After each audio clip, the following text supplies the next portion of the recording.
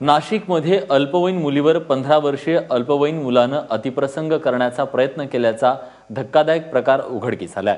त्र्यंबकेश्वर तालुक्यात तळे गावात काल ही घटना घडली। ही घटना समजल्यानंतर संतप्त जमावानं संशयित आरोपीच्या घराची तोडफोड केली, तसंच काही वाहनांची जाळपोळही केली।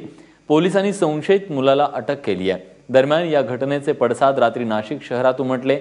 दोषी मुलावर गुन्हा दाखल करावा आणि कठोर शिक्षा द्यावी या मागणीसाठी नाशिकमध्ये रास्ता रोको करण्यात आला।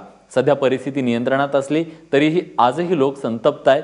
आज नाशिकचे पालकमंत्री गिरीश महाजन यांनी पीडितेची भेट घेतली। हे प्रकरण फास्ट ट्रॅक कोर्टात चालू, दोषीला लवकरात लवकर कठोर शिक्षा देऊ असं आश्वासन त्यांनी दिलं। मी आज सकाळी जाऊन त्या मुलीची त्या ठिकाणी भेट घेतली। तिची तब्येत अतिशय चांगली आहे। 4 डॉक्टरांचे गायनेकोलॉजिस्ट महिला डॉक्टर आहेत, त्यांनी तिची तपासणी त्या ठिकाणी केली।